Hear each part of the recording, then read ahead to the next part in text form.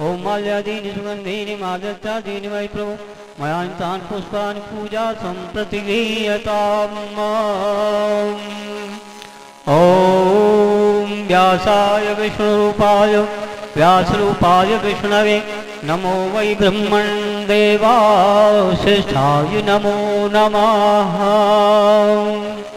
यं प्रव्रजन्तमपेतमपेतकृत्यं द्वैपायनोग्रह कातर आजुहाव पुत्रेति तन्मयतया सर्वो विनेदुस्तं सर्वभूतहृदयं मुनिमान्तोऽस्मि। भागवत भगवान की गए आरती, पापियों को पाप से गए तारती। भागवत भगवान की है आरती, पापियों को पाप से है तारती। श्री भागवत भगवान की है आरती, पापियों को पाप से गए तारती। श्री भागवत भगवान की है आरती, पापियों को पाप से है तारती।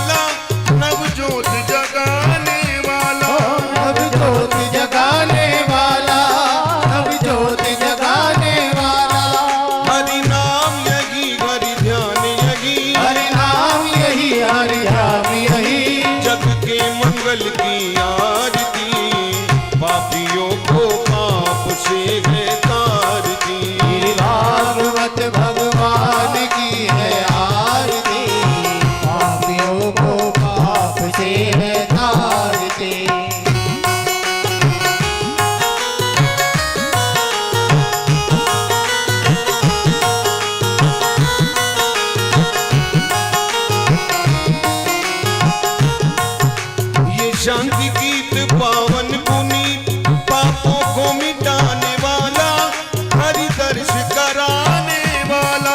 हरि दर्श कराने वाला, हरि दर्श कराने वाला। ये सुख करनी ये दुख हरनी, ये सुख करनी ये दुख हरनी। श्री मधुसूदन की आरती, पापियों को पाप से है तारती। भागवत भगवान की है आरती, पापियों को पाप से है तारती।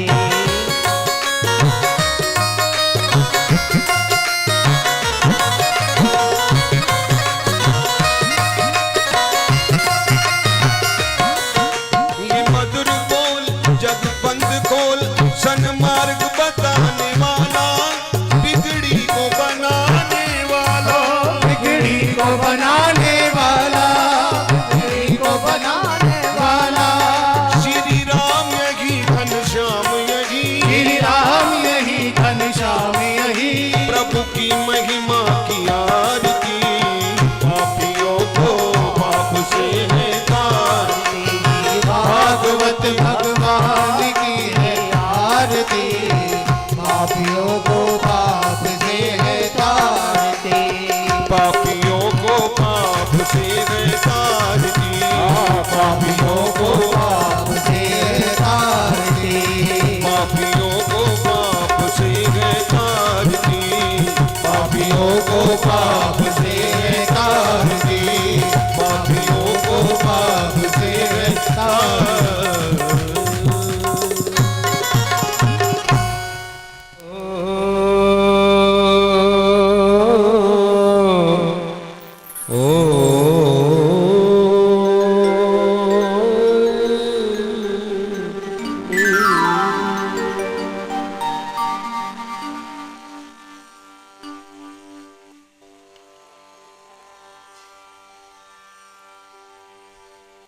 विश्वानि देव शवितः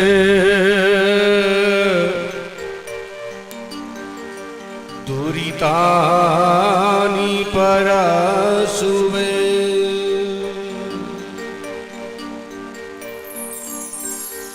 यद् भद्रं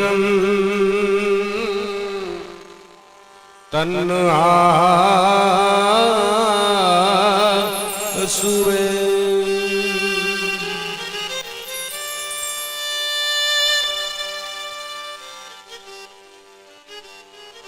गुरुर्ब्रह्मा गुरुर्विष्णु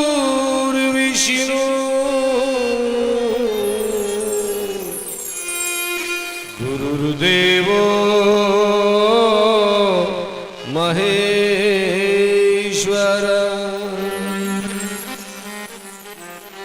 गुरुर्साक्षात् परब्रह्म तस्मै श्री गुरुवे नमः।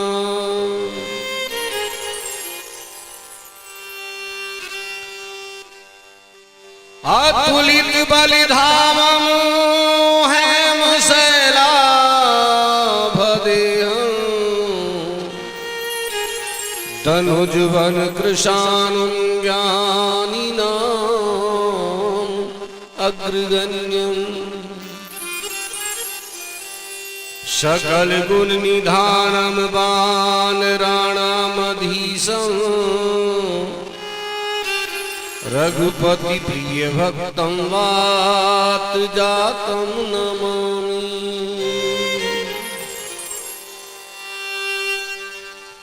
मतिहीन जनास्ते पादिमिदं सकलागम भासित भिन्न पदम परिपूरित विश्व मनेक भवम् तब नौमी सरस्वती पाद युगम्।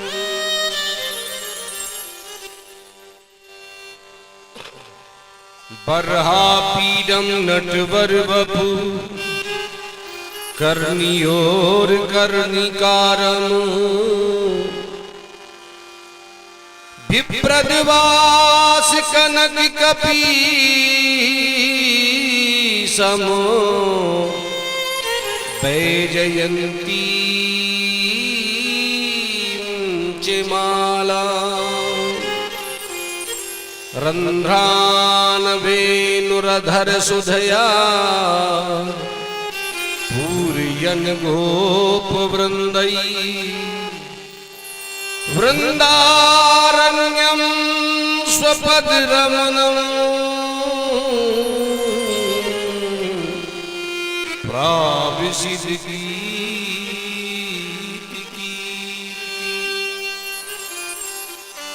मेरी भवबाधा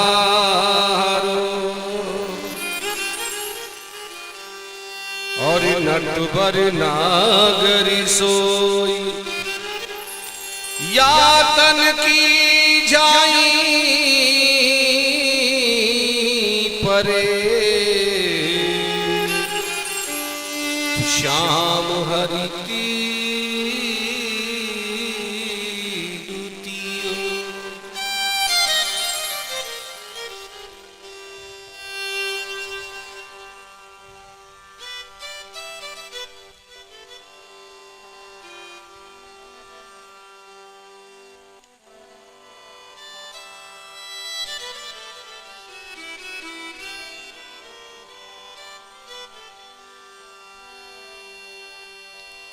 जय राधे राधे गोविंदी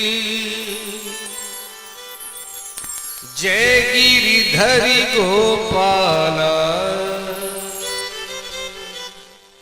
जय राधे राधे गोविंद जय गिरिधरी गोपाला जय राधे राधे गोविंद जय गिरिधरी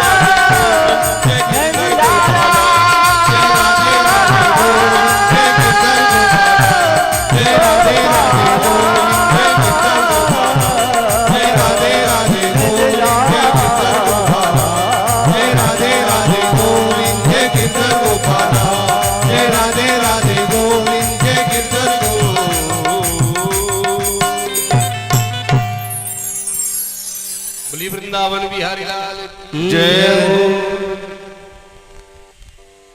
श्रीमद् भागवत महापुराण की जय हो। पूज्यपाद सुखदेव जी महाराज की जय हो। परीक्षित जी महाराज की जय हो। भक्त भगवान की जय हो। लाडली सरकार की जय हो। जय जय श्री राधे जय जय श्री राधे जय जय श्री राधे।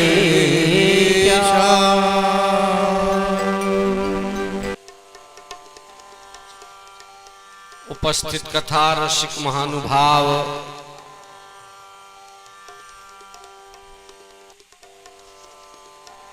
भक्त वृंद,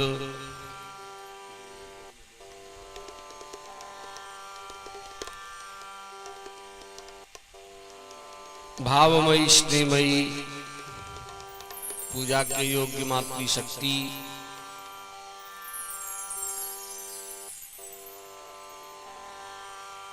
मंचस्थ विद्वत साथी,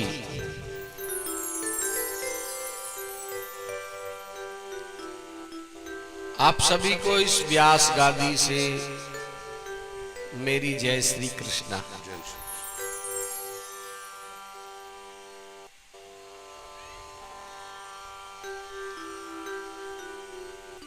आइए हम सब मिलकर के इस यज्ञ को, एक सत्र को, सत्संग को आगे बढ़ाते हैं। व्यास जी भागवत जी में कहते हैं,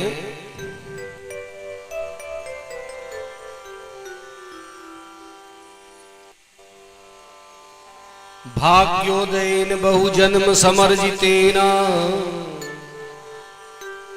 सत्संगमं च लभते पुरुषो यदा वै अज्ञान है तो कृत्रिमो मदांधकारा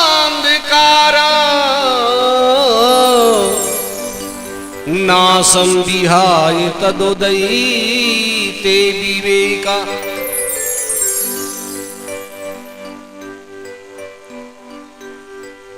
महात्मा में लिखते हैं, भाग्योदयेन बहु जन्म समर्जितेन, जब जीव का बहुत भाग्यों का, बहुत जन्मों का पुण्य इकट्ठा हो जाता है तो जीव का भाग्योदय होता है, और तब भाग्योदय होता है तो जीव को सत्संग की प्राप्ति होती है।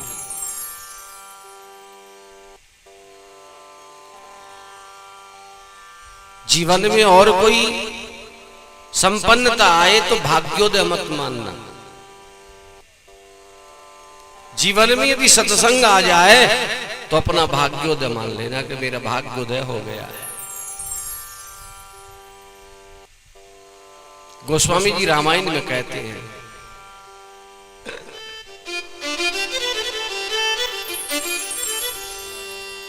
पुण्य पुंजी बिन मिलही न संता, पुण्य पुण्य मिलही न संता,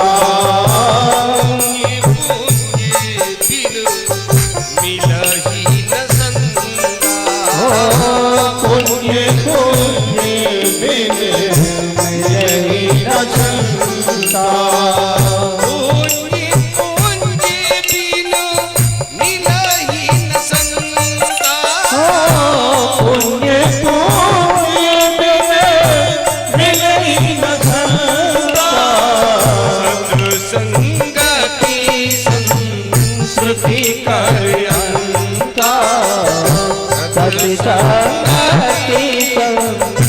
सृष्टि कर्यंता, सत्संगति सृष्टि कर्यंता, मंगल भवानी अमंगल हारी, मंगल भवानी अमंगल हारी,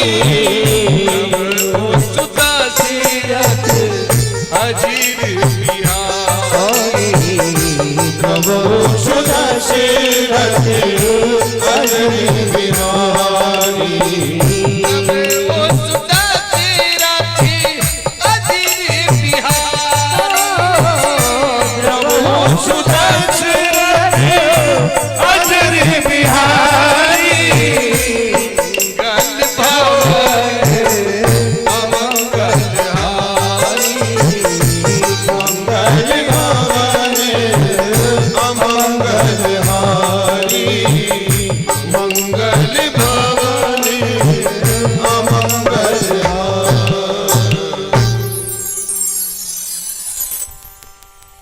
गोस्वामी जी रामायण में लिखते हैं,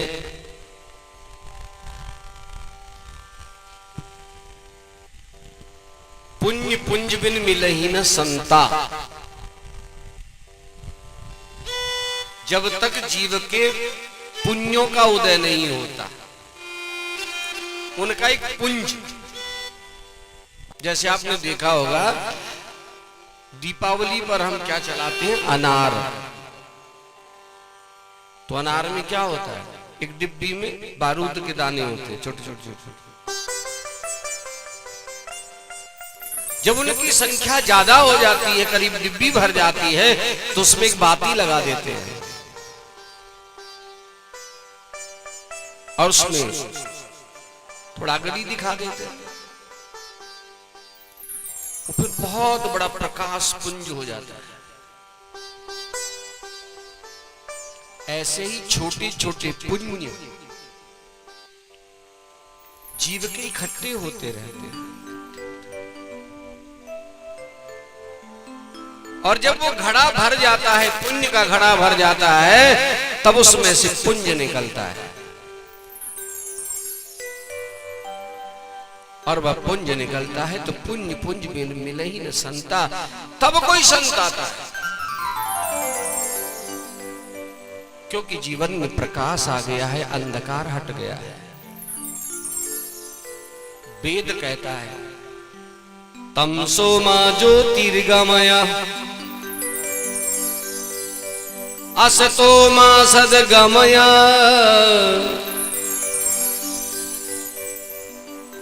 मृत्युर्मायं मृतगमय। कि हे प्रभु, मुझे अंधकार से प्रकाश की ओर ले चल, मृत्यु से अमरता की ओर ले चल, असत से सत्य की ओर ले चल। तब कोई संत पधारता है, और संत पधारता है तब इस संस्कृति का नाश होता है। क्या है संस्कृति? संस्कृति का अंता, संस्कृति इति संसार। संस्कृति का मतलब है संसार। कौन सा संसार? ये संसार नहीं जिसके परिवेश में हम बैठे हैं, ये नहीं,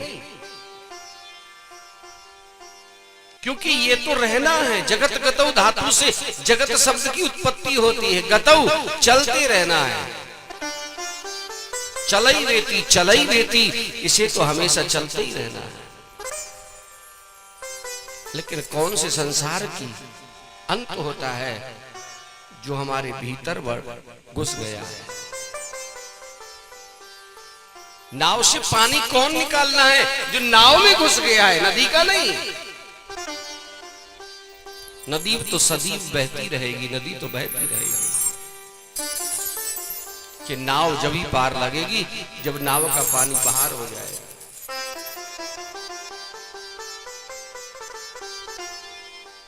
स्वामी राम तीर्थ कहते हैं, संसार में ऐसे रहो जैसे नदी में नाव। जब तक नाव में पानी नहीं है, नाव डूबने वाली नहीं, पार हो जाएगी। और जब पानी नदी में से नाव में आ गया तो नाव डूब जाएगी। इस संसार को अंदर नहीं आने देना और संसार को बाहर निकालना है। बाहर निकालने का यही है कि संत आकर के संस्कृति को समाप्त कर देते हैं, कि भीतर केवल एक की स्थापना कर देते हैं, अनेक को निकाल देते हैं। क्योंकि ये सब अनेक एक से ही प्रतिभासित हो रहे हैं। ये सब एक का ही प्रतिबिंब है, इसीलिए एक को स्थापन कर लीजिए। इसीलिए तो आप उपासना में एक मूर्ति सामने रख करके उपासना करते हैं, चाहे राधा कृष्ण रखो चाहे सीताराम रखो।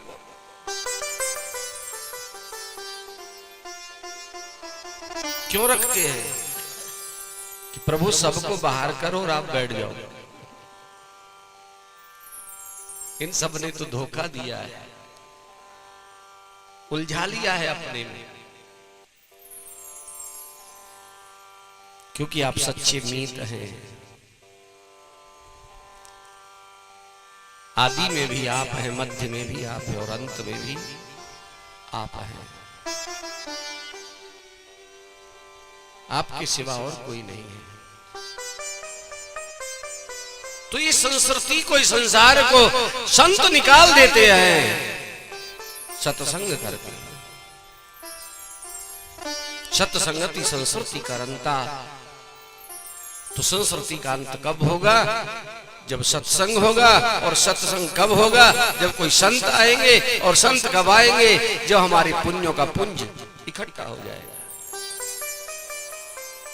इसीलिए व्यास जी कहते भाग्योदयी बहु जन्म समर्जितेन सत्संगमं च लभते पुरुषो यदा वै अज्ञान हेतु कृतमो मदांधकारा नासं विहाय तदुदयते विवेका।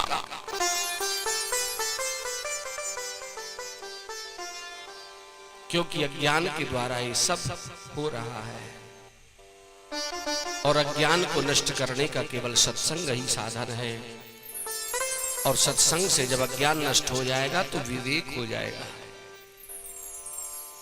विवेक की प्राप्ति हो जाएगी। अंतिम लक्ष्य है विवेक। विवेक किसे कहते हैं? वैसे तो बड़ी परिभाषाएं हैं, लेकिन मैं छोटी सी परिभाषा बता देता हूं।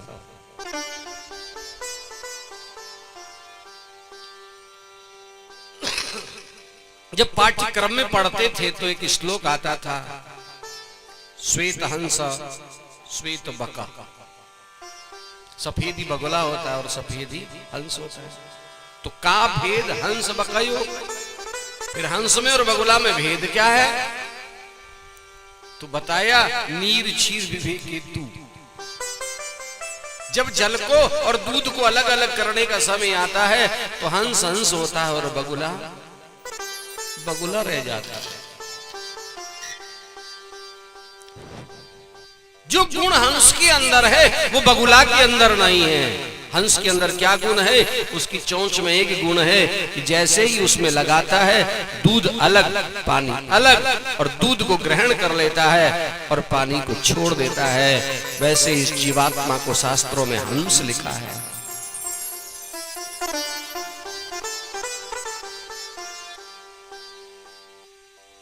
इस पानी रूपी जगत को छोड़ दे और दूध रूपी परमात्मा को प्राप्त कर ले। इसे विवेक कहते हैं। सत्य क्या है और असत्य क्या है, पाप क्या है और पुण्य क्या है।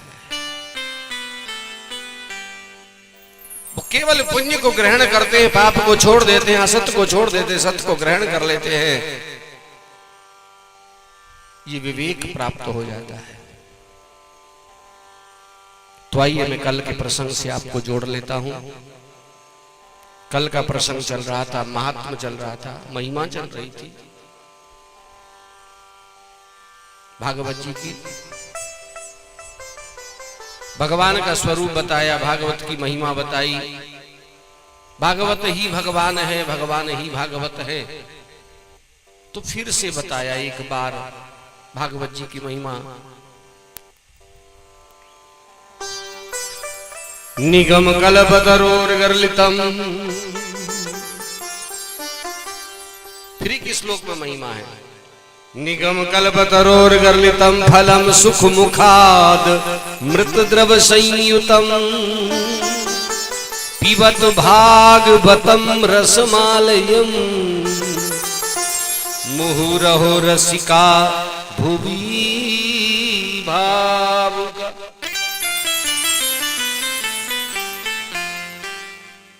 ये कल्प वृक्ष है, वेद रूपी कल्प वृक्ष।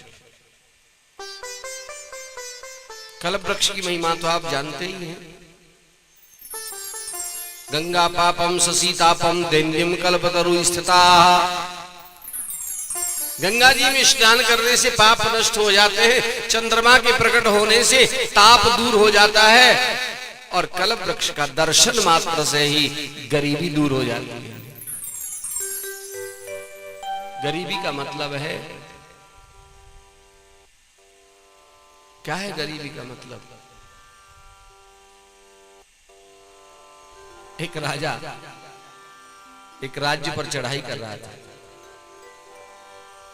एक राजा किसी दूसरे राज्य पर चढ़ाई कर रहा था। सामने से एक महात्मा आया और महात्मा ने राजा को कहा, हाथ फैलाओ। राजा ने हाथ फैलाया, महात्मा ने एक गिन्नी रख दी। महात्मा आगे बढ़ने लगा। राजा ने कहा, अरे भाई मैं कोई भिखारी हूं। उन्होंने कहा कि जो दूसरे की संपदा पर इस प्रकार से दृष्टि डालता है वो भिखारी से कम नहीं हो सकता।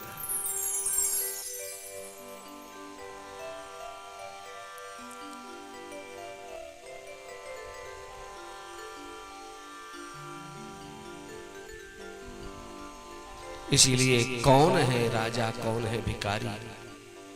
राजा तो उसे कहते हैं जो अपने में संतुष्ट है, संपूर्ण हो गया है, और जो दूसरे की संपदा को हड़पने के लिए जा रहा है वो भिक्षुक हो सकता है, भिखारी हो सकता है, उसकी कामनाएं मिटी नहीं है। अरमा तो उस राजा के भी आली थे। अरमा तो उस राजा के भी आली थे।